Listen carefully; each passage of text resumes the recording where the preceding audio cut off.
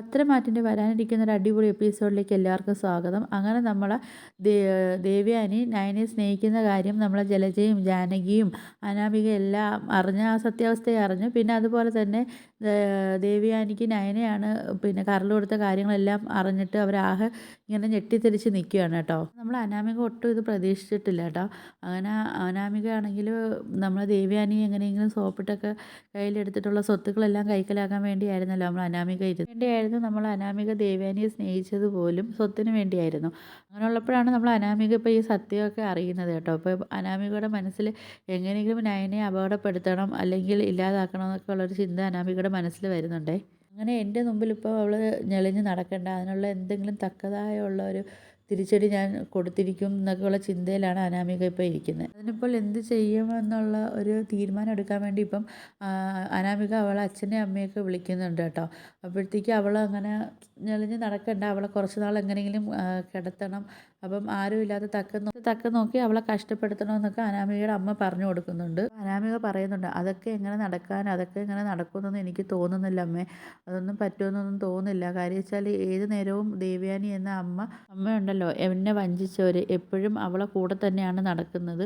പിന്നെ ഇപ്പോൾ സത്യങ്ങളും എല്ലാം അറിഞ്ഞത് കാരണം സത്യങ്ങളെല്ലാം ഇപ്പോൾ അറിഞ്ഞത് കൊണ്ട് ഇപ്പോൾ ഏത് ടൈമും അവരെ കൂടെ തന്നെയാണ്.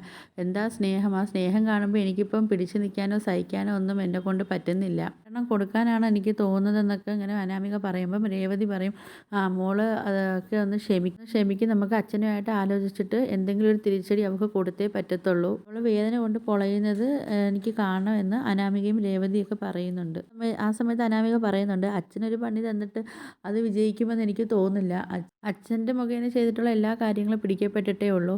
അതുകൊണ്ട് ഞാൻ എന്താ ചെയ്യാൻ പറ്റുന്നത് എന്ന് നോക്കട്ടെ എന്നൊക്കെ അങ്ങനെ അനാമിക പറയുന്നുണ്ട് കേട്ടോ അമ്മയടുത്ത്. അങ്ങനെ പിറ്റേ ദിവസം നമ്മൾ അനാമിക ഇങ്ങനെ ബാൽക്കണിയിൽ നിൽക്കുന്ന സമയത്ത് നമ്മളെ ദേവയാനി ആദർശും പുറത്ത് പോകുന്നത് കാണുന്നുണ്ട് കേട്ടോ. അപ്പം അനാമികയാണെങ്കിൽ നമ്മളെ നയനയ്ക്കിട്ട് എന്തെങ്കിലും ഒരു പണി കൊടുക്കണമെന്ന് ഇങ്ങനെ ആലോചിച്ച് നിൽക്കുന്നുണ്ട് കേട്ടോ. അനാമിക നയന എന്ത് ചെയ്യുമെന്ന് അറിയാൻ വേണ്ടി പോയി റൂമിൽ നോക്കുന്ന ടൈമിൽ അനാമിക കുളിക്കുകയായിരുന്നേ. അങ്ങനെ കുളിച്ച് വരുന്ന നയനയ്ക്ക് നല്ലൊരു മുട്ടൻ പണി കൊടുക്കണമെന്ന് ഇങ്ങനെ അനാമിക ഇങ്ങനെ ചിന്തിക്കുന്നുണ്ട്. അങ്ങനെ നയന കുളിച്ചിറങ്ങുന്ന സ്ഥലത്ത് നമ്മൾ അനാമിക കൊണ്ട് എണ്ണ ഒഴിക്കുന്നുണ്ട് കേട്ടോ. അപ്പോൾ ഇതൊന്നും അറിയാത്ത നമ്മളെ നയന കുളി കഴിഞ്ഞ് ഇറങ്ങി വരുന്ന സമയത്ത് നമ്മളെ നയന ആ എണ്ണയിൽ ചവിട്ടി വീഴുന്നുണ്ട് കേട്ടോ. അതൊരു ഒന്നൊന്നര വീഴ്ചയായിരുന്നു നയന വീണത്. പിന്നെ നയനയ്ക്ക് എഴുന്നേൽക്കാൻ പോലും പറ്റാത്ത അവസ്ഥയായിരുന്നു കേട്ടോ. എഴുന്നേൽക്കാൻ പറ്റാൻ നയനാണെങ്കിൽ വേദന കൊണ്ട് സഹിക്കാൻ വയ്യാതെ അവിടെ കിടന്ന് നയനെ വിളിക്കുന്നുണ്ട്. അപ്പോൾ അവിടെ ആരും തന്നെ ഉണ്ടായിരുന്നില്ല. അങ്ങനെ നയന പയ്യെ എഴുന്നേൽക്കാൻ വേണ്ടിയൊക്കെ ശ്രമിക്കുന്നുണ്ട്. അങ്ങനെ എഴുന്നേൽക്കാൻ പറ്റാതെ നമ്മൾ നയന ഫോൺ എടുത്ത് ആദർശനെ വിളിക്കുന്നുണ്ട് കേട്ടോ. ആദർശേട്ടാ, ഞാൻ വീണു, എന്താ സംഭവിച്ചെന്ന് എനിക്ക് അറിയില്ല, എനിക്ക് എഴുന്നേൽക്കാൻ പറ്റുന്നില്ല എന്നൊക്കെ ആദർശനെ ഫോൺ വിളിച്ച് നയന പറയുകയാണേ.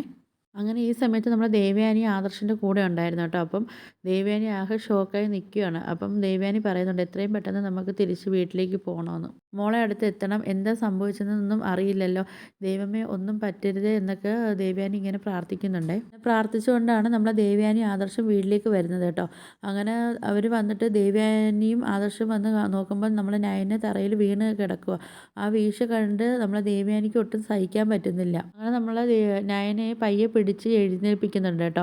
അങ്ങനെ എഴുന്നേൽപ്പിക്കുന്ന സമയത്താണ് ദേവയാനി തറയിൽ എണ്ണ ഇരിക്കുന്നത് കാണുന്നുണ്ട്. അപ്പം ദേവയാനി നയനെടുത്ത് ചോദിക്കുന്നുണ്ട്, ഇതെന്താ മോളെ തറയിൽ എണ്ണ, മോളെടുത്ത് തലയിൽ തേക്കുന്ന സമയത്തെങ്ങാനും തറയിൽ വീണയാണോ എന്നൊക്കെ ദേവയാനി ചോദിക്കുന്നുണ്ട് കേട്ടോ നയനെടുത്ത്. അപ്പോൾ ആദർശ് പറയുന്നുണ്ട്, നയന തലയിൽ തേക്കുന്ന സമയത്താണെങ്കിൽ ഇത്രയും തറയിൽ വീഴില്ലല്ലോ അമ്മേ, ഇത് ആരോ കൊണ്ട് ഒഴിച്ചതുപോലെ തോന്നുന്നുണ്ടെന്നൊക്കെ പറയുന്നുണ്ട്. ആദർശ് പറയുന്നുണ്ട്, ഇത് നയനെ വീഴ്ത്താൻ വേണ്ടി ആരോ മനഃപൂർവ്വം ചെയ്തതാണ്. അങ്ങനെ ദേവയാനി പറയുന്നുണ്ട്, ഇത് മോളെ വീഴ്ത്താൻ വേണ്ടി മനഃപൂർവ്വം ചെയ്തത് തന്നെയാണ്. കാര്യം വെച്ചാൽ ഇപ്പോൾ എല്ലാവരും ശത്രുക്കളല്ലേ ഇവിടെ ഉള്ളതല്ലേ, പ്രത്യേകിച്ച് ഞാനിപ്പോൾ മോളെ സ്നേഹിക്കുന്നു എന്നറിഞ്ഞ സ്ഥിതിക്ക് ഇവളെ അപായപ്പെടുത്താൻ വേണ്ടി ശ്രമിക്കും എന്നുള്ളൊരു പേടി എൻ്റെ ഉള്ളിലുണ്ടായിരുന്നു. പേടിച്ച പോലെ തന്നെ നടന്നല്ലോ എന്നൊക്കെ ദേവയാനി ഇങ്ങനെ പറയുന്നുണ്ട്.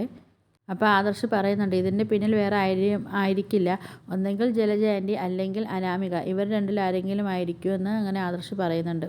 ആ സമയത്ത് ദേവയാനി പറയുന്നുണ്ട്, ആരാണ് ചെയ്തത്, ഈ റൂമിൽ ആരാണ് കയറിയത്, എങ്ങനെ അവർക്ക് ധൈര്യം വന്നു ഇങ്ങനെയൊക്കെ ചെയ്യാനൊക്കെ, എന്തായാലും ഇത് കണ്ടെത്തണം എന്നൊക്കെ തീരുമാനം ദേവയാനി എടുക്കുന്നുണ്ട്. അപ്പോൾ ആദർശം പറയുന്നുണ്ട്, ആരാണ് ഇത് ചെയ്തതെന്ന് കണ്ടെത്തിയേ പറ്റുകയുള്ളൂ, നയനയുടെ മേളിൽ ഇനി കൈവയ്ക്കാൻ ആരും വരരുത്, അവളെ അപകടപ്പെടുത്താനും ആരും ശ്രമിക്കരുത് എന്നൊക്കെ ആദർശം പറയുന്നുണ്ട്. അപ്പോൾ ദേവയാനി പറയുന്നുണ്ട്, മോൾക്ക് നല്ല വേദനയുണ്ട്, നമുക്ക് എത്രയും പെട്ടെന്ന് ഹോസ്പിറ്റലിലേക്ക് കൊണ്ടുപോകാം. അങ്ങനെ ആദർശം ദേവയാനിയും കൂടെ നമ്മളെ നയനയും കൊണ്ട് അവർ ഹോസ്പിറ്റലിലേക്ക് പോവുകയാണ്. അങ്ങനെ ആ കാഴ്ചയും കണ്ട് നല്ല സന്തോഷത്തോടെ നിൽക്കുകയാണ് നമ്മൾ അനാമിക. അങ്ങനെ നിങ്ങൾക്ക് എൻ്റെ വീഡിയോസൊക്കെ ഇഷ്ടപ്പെടുകയാണെങ്കിൽ ഒന്ന് ലൈക്ക് ചെയ്ത് ഷെയർ ചെയ്ത് സബ്സ്ക്രൈബ് ചെയ്ത് കൂടുള്ള ബെല്ലൈക്കനും കൂടെ ഒന്ന് എനേബിൾ ചെയ്യണേ.